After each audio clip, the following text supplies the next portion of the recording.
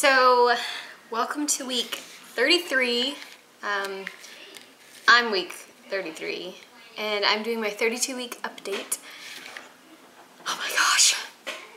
The more, it seems like these weeks are going by super fast, but at the same time, not fast enough. Like, I'm so ready to meet this little man. I am so ready. Let's see, this week has been super fun.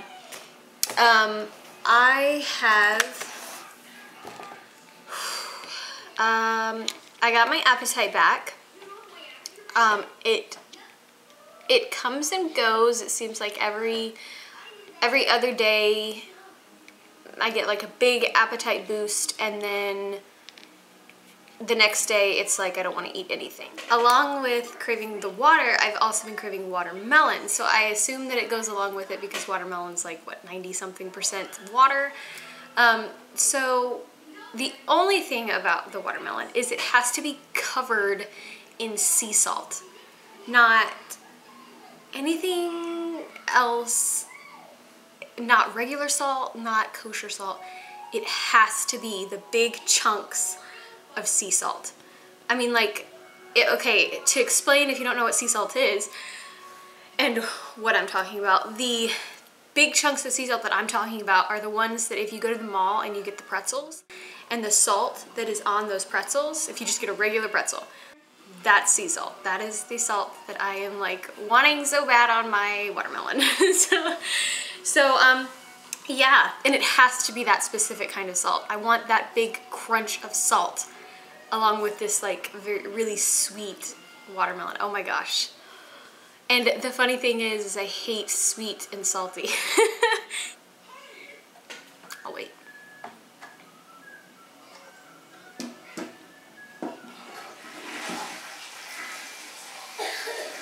Some of the things that have been going on this week were pressure. I'm pretty sure that's just gonna happen constantly. So the pressure is just getting more and more intense. My Braxton Hicks contractions are getting more and more intense. They're still not like, I'm still not thinking I'm going into labor at any time, but definitely getting to the point when I do have a Braxton Hicks, it feels like my entire chest is just being crushed. I have had to go to the bathroom pretty much hourly. So I go back in on the 6th, which is Wednesday, for my next doctor's checkup, and I feel so... I'm starting to actually emotionally, like, my symptoms are pretty normal for being as far as I am, 33 weeks, and everything is just kind of uncomfortable. If you go to my Facebook page, like I said, I was going to post a picture of what my belly looked like with Ty at 32 weeks and what my belly looked like with Jet at 32 weeks, and you can tell the difference. I am definitely bigger this time. My biggest complaint is emotionally, it's frustrating because you want so bad for your body to keep up with your mind like it normally does, and it just doesn't happen at all. Half the time I don't even get my chores done. It feels like I'm just like being lazy. And I know I'm not. I know I'm not being lazy, I'm just, my body cannot keep up, not with what I want it to do. So, very frustrating for me, especially since I do like to have things finished, I do like to have things done, and when I cannot get them done, it's like I just want to scream. I can't think if that's the word or not. Look, Prego brain. So, speaking of Prego brain, I was so excited with this one. I was craving cake. If you watch my pregnancy craving video that I did with Ty, then you would know. Oh, by the way, that one got a lot of dislikes. Like, I got a lot of messages about how I was being mean that Ty didn't have a bite. He had his own cake. I wasn't gonna make, I don't think I could make my 3-year-old sit there and watch me eat cake by myself. He totally had his own cake, but mine had more blue on it, so it was, that's his favorite color because Thomas is blue, and so he wanted a bite of my blue cake. He had his own cake. He had a piece of his own cake. So I just found that to be really funny, that's why people were like messaging me and being like, that was really mean that you did that. I mean, I promise, he had his own cake. He was just being greedy and wanted a blue piece of cake. His didn't have enough blue on it. But anyway, so I was craving cake, and